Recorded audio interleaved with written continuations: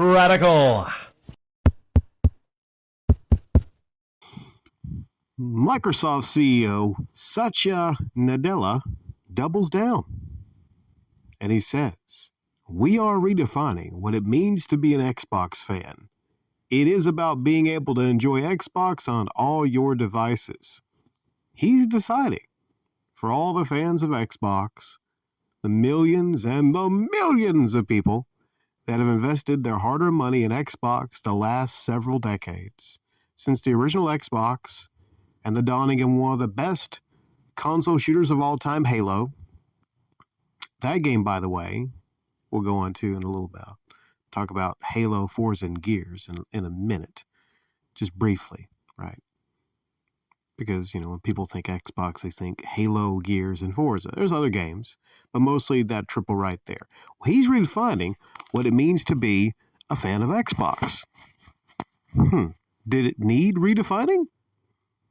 I think generally fans of Xbox, fanboys of Xbox, even people with a mild interest that usually get PlayStation or Nintendo that sometimes buy an Xbox systems, those people, I think, were clearly wonderfully defined. They were fans of an Xbox, a system, a box-type form. They were fans of a system that they could plug in the wall, plug in the TV, take a shiny Halo disc out, or a Gears disc out, or a Forza disc out, or several other type of Xbox exclusives. But like I said, those are the three. Put those in a system, close a tray, and then play that. And then when they're done, turn the system off. Those were the fans of the Xbox system originally. But then Microsoft had to try to change things and change the industry. Back in 2013, they had the Xbox One, and they tried to redefine what an Xbox fan was. This is not the first time they've tried to redefine Xbox fans, because they try to tell Xbox fans that they should watch more TV. TV on your Xbox. What the fuck? I can watch TV through my Xbox? Are you serious? And there's voice commands too? I can say Xbox on, and my Xbox can... The problem was, in 2013, 2012, whenever that was, into 2013, with the Xbox One, you know how that went down. They took the focus away from games, and they focused on TV on your Xbox. Xbox tried to redefine you back in 2013. They tried to tell you you don't need to use any used games. You don't need that. You need to always be online also on your system. You might say they were ahead of the curve, because now, very sadly, a decade after that, people are always online on their consoles.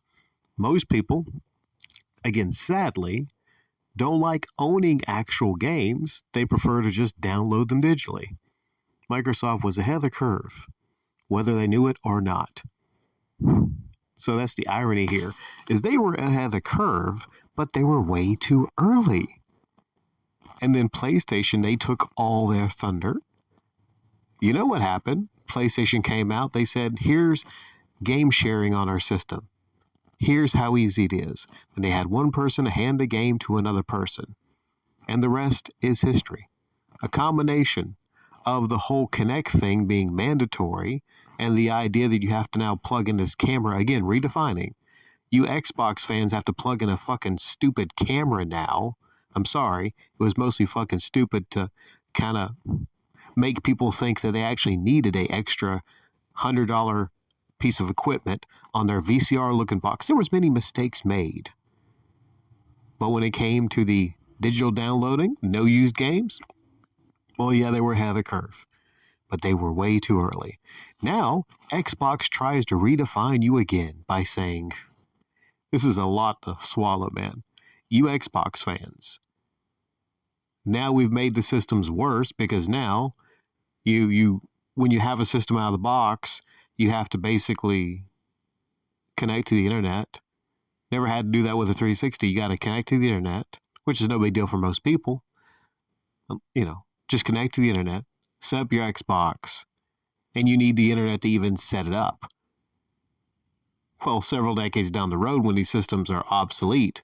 And who knows if Microsoft's even really going to support these consoles because they seem to be on a new strategy to redefine what Xbox is. That's a bit of a worry for the future. Well, for game collectors and people that like to get these old consoles, the fact that you have a necessary internet component kind of fucking sucks to that. But Microsoft really doesn't care about game collectors, it seems, because they want you to go into the future with them. Ooh, the future is game streaming. You know, I fucking hope the future is not game streaming. But it could be, again, Microsoft's ahead of the curve. The ease of game streaming. You don't even have to buy these games anymore. Not the disc. You don't have to buy them online. You could just log into a computer or a smartphone. You don't even need to download the games anymore. It sounds so nice. Game streaming. Just like Netflix. Ahead of the curve. They're trying to be ahead of the curve. It sounds stupid to people now, but also what sounds stupid to people was, back in 2013, the fact that most people would be digitally downloading their games, throwing away being able to link games to each other. What has Microsoft done that's been a big hit the past decade or so? 2 words. Game Pass. That's been the one big hit. The thing that keeps Microsoft relevant, afloat, because certainly it's not Halo or Gears. Those games are not keeping Microsoft relevant or afloat. Used to be huge releases like the first or second Halo. The Gears games, the early ones, those kept Microsoft relevant because people were investing in their boxes, their actual box type consoles that look like a box to play those exclusive games. You couldn't play those on a Sony PlayStation. So people would put their money down to get those systems to play those games. So this is a very confusing strategy by this Microsoft CEO. And also, because he's a CEO, he's sent down to all his little soldiers like Phil Spencer, who also said there's no red lines. There's no red lines on console exclusivity. Not just going to PC, but basically saying, meaning, well, there's no red lines on any games going to the PlayStation brand, which is the stupidest part of this, because it'd be one thing if Microsoft is trying to get into the future of game streaming. Okay, that's one element. But it seems this is a multi-pronged attack on their system. Microsoft itself is attacking their Xbox. The Microsoft CEO probably not happy with the numbers at Xbox, and he wants to go into another direction. He decides to basically rebrand Xbox, redefine it, as he says, and basically kill it and rebirth it as game streaming. Now, are you going to call it an Xbox, streaming Xbox? Because I guess there's still some value left in the green brand, and not just calling it what it should be done, Microsoft Streaming, or StreamSoft, or whatever that service is. Because Xbox, as we know it, is going towards a very, very slow death. And it seems like people do not see the writing on the wall. They can't understand that the head man himself at Microsoft is making these decisions. People will start to blame Phil Spencer, but it's not Phil Spencer's fault. This guy is making his decision, and he's coming out making this decision. He doesn't give a shit about what Xbox loyalist fans think. It's about money. So his idea is he'll hold on to all those other Xbox people and try to redefine it and now tell them what you believe is a console is not a console anymore. Ooh, it's not a console. It's now a service. Xbox is a service. But you can't call it Xbox because there's no box in the service. Unless you click on it, it opens up a virtual box. It shows you a picture of what the console is. Now, they say they'll stay dedicated to consoles, but can we really believe Microsoft? Is the Series X the last system they release? Probably not. They might have at least another console. But if they even release consoles in the future, is there going to be that much of a focus on it? How many's going to sell? They might actually swing it back, and then they might somehow blame, and look at the numbers, they might blame the people that are the fans of Xbox consoles. They might swing it around on you, the fact that you didn't buy the consoles. Well, the fact is, starting with the Xbox One, they made mistakes. Mistakes were made. They tried to redefine back in 2013 what an Xbox console was, when they could have, kept it simple, stupid, and just released another new Xbox with new Halos, Forzas, and Gears. There'd be enough people in that marketplace to still make some money. Especially if the Halo games especially were amazing, which they are not.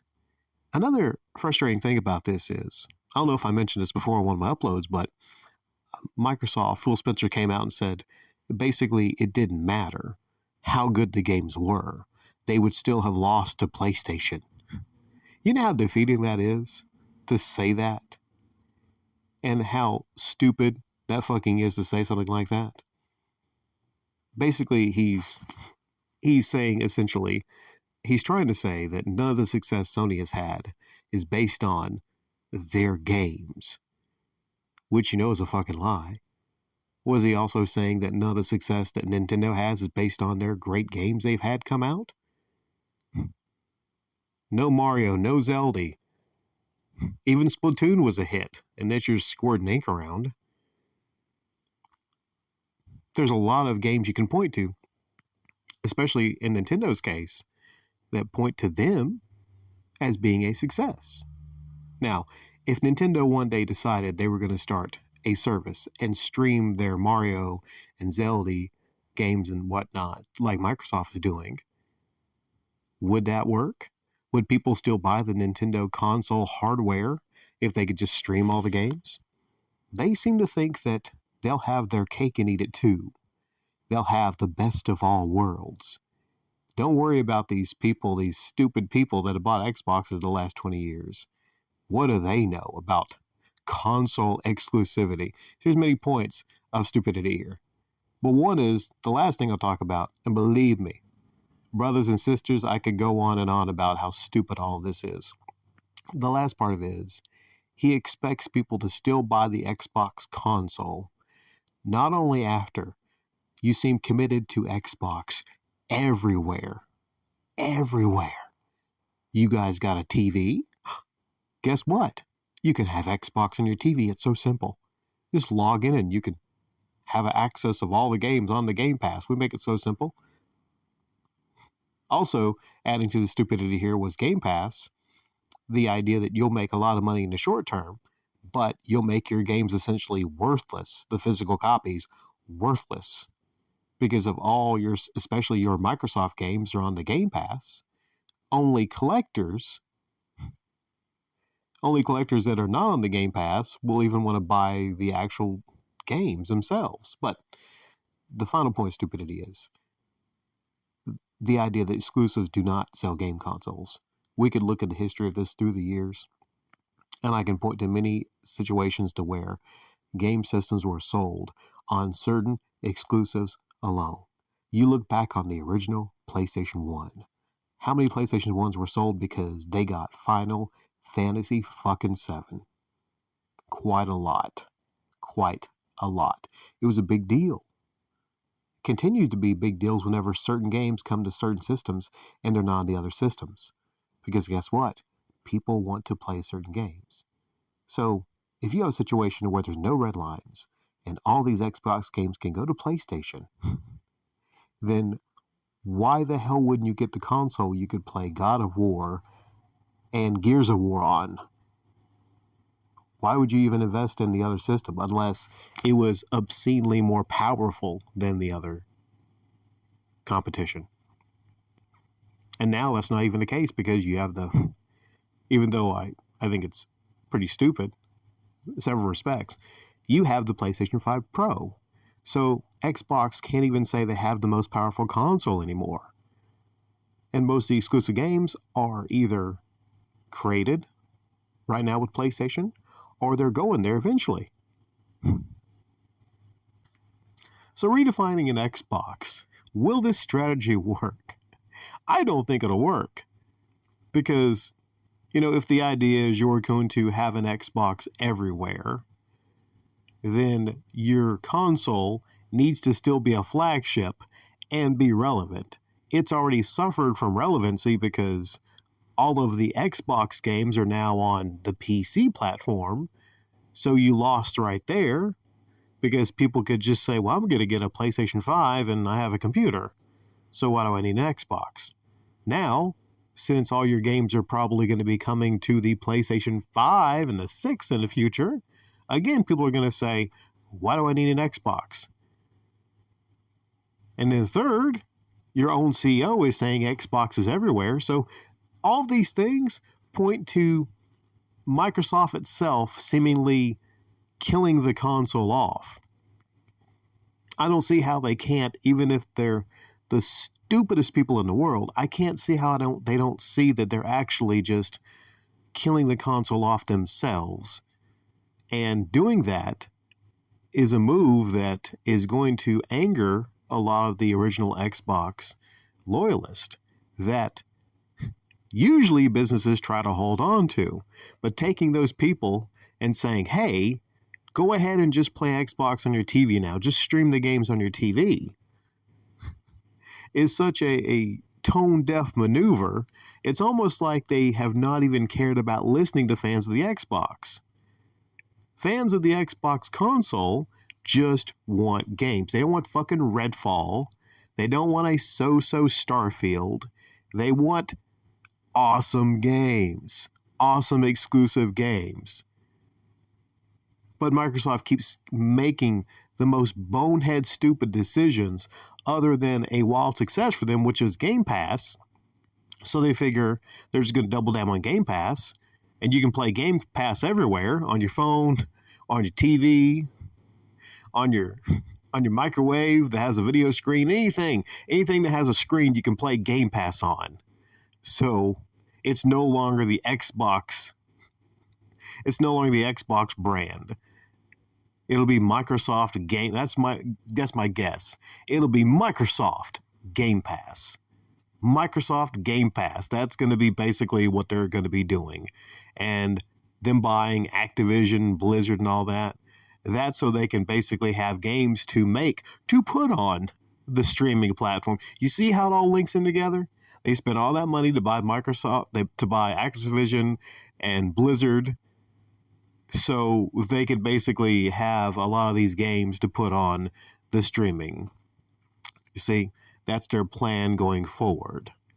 And I personally, as not only a game collector, but a person that loves traditional console hardware for what it is, I 100% disagree with that plan. I think it's stupid, but who knows? Am I wrong?